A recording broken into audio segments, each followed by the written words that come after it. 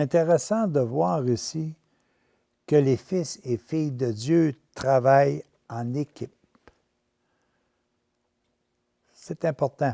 Je vais vous lire ce texte et puis par la suite, je vais vous montrer que même si des fois nous pensons que nous nous égarons, que nous avons quand même les mêmes bases. Les arbres n'ont pas qu'une seule branche. Ils en ont plusieurs, des petites et des grandes, qui toutes travaillent à produire des fruits. Le corps humain n'a pas qu'un membre, au contraire. Il y en a plusieurs qui permettent, chacun à leur façon, à tout le corps d'exercer normalement ses fonctions. Le corps humain n'est pas fait d'une seule cellule, mais de milliers et de millions de cellules qui, groupées ensemble, travaillent ensemble, forment tout le corps et assurent son bon fonctionnement. Il en est ainsi dans le royaume de Dieu. Tous les humains sont des petites cellules qui travaillent ensemble à construire le corps de Dieu sur la terre et assurer son bon fonctionnement organique. Les organes de ce corps sont les grandes organisations chrétiennes. Elles doivent accomplir une tâche bien déterminée pour le fonctionnement harmonieux de tout le corps de Dieu, le royaume de l'amour sur la terre. Plus une personne est parfaite, plus elle est apte à travailler en équipe. Moins elle est avancée, moins elle est apte à travailler avec d'autres. Voyez les atomes des minéraux quand ils s'unissent. Ils ont un nombre limité de combinaisons possibles.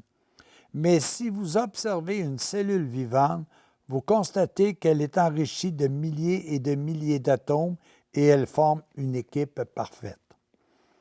À son tour, cette cellule peut se multiplier, s'amalgamer avec d'autres et travailler avec elles. Elles sont un nombre incalculable dans le corps humain. Il y en a des milliers de millions qui travaillent dans l'harmonie pour le bien de tout le corps. Chacun a une fonction bien déterminée. De même, tous les hommes doivent travailler ensemble, harmonieusement, à l'édification du royaume de l'amour. Plus ils sont parfaits, plus ils sont en mesure de travailler en harmonie avec un grand nombre d'autres personnes. Chaque groupement religieux doit travailler assidûment à la formation des individus de son peuple, de son groupe, afin de construire un membre parfait du corps de Dieu. À leur tour, les différents groupements religieux, qui sont comme les organes du corps de Dieu sur la terre, doivent travailler dans l'harmonie afin que tout le corps se développe normalement. Pour que le corps humain soit en santé, il faut que tous ses organes, poumons, foie, cœur, etc., fonctionnent parfaitement. Les divers groupements religieux sont comme les branches du même arbre et les membres du même corps. Les diverses branches ne forment qu'un arbre et les divers membres ne forment qu'un corps. De même, les divers groupements religieux ne forment qu'un seul corps invisible, le royaume de l'amour sur la terre. C'est intéressant ici, mes amis, de voir que nous autres, on se fait des batailles fratricides pour savoir qui a plus raison, qui doit être supérieur à l'autre, alors qu'en réalité, à notre façon et au niveau où nous sommes, nous travaillons pour le même objectif, l'amour. Bien souvent, nous jugeons avec ce que nous savons ou avec le peu d'expérience que nous avons, que tel regroupement religieux est plus important qu'un autre, alors qu'en réalité, nous savons très bien que nous avons les mêmes règles de base, mais peut-être dit différemment et d'une façon qui n'entre pas en conflit avec la nôtre. Mais bien souvent, nous voulons vivre peut-être plus une suprématie du groupement dans lequel on est. Dans un petit livre que je vous avais présenté un jour, Amour et charité, il est mentionné les règles d'or de la majorité des grandes religions. Puis je voudrais vous les présenter parce que ça démontre que tous et chacun, on travaille ensemble. On travaille à des niveaux ou à des différences qui sont tellement peu palpables qu'en réalité, nous avons le même objectif, que tous et chacun soient le plus heureux. Il est dit, évidemment, comme règle d'or pour ces regroupements religieux qui totalisent au-delà de 90 de ceux qui se disent religieux sur la terre. Alors, la règle d'or, c'est que tu l'appelles Ahura Mazda, Dieu, Allah, la vérité, l'être suprême, le grand esprit, tu te dois d'aimer et respecter ton être suprême de tout ton cœur, ton âme, ton esprit, de toutes tes forces.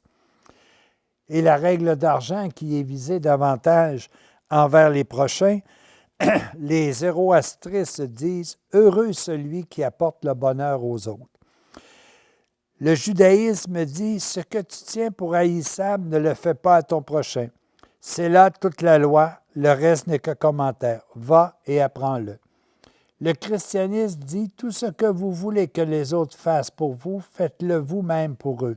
Voilà la loi et les prophètes. » L'islam dit « Nul de vous n'est un croyant s'il ne désire pour son frère ce qu'il désire pour lui-même. » Les Sikhs disent « Je ne suis un étranger pour personne et personne n'est un étranger pour moi.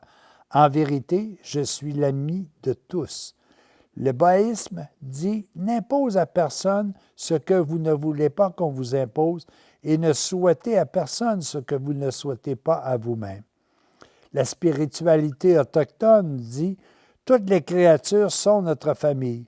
Ce que nous leur faisons, nous le faisons à nous-mêmes. En réalité, tout est un. » Les hindous, que les autres se comportent envers lui comme ils se seraient comportés envers eux.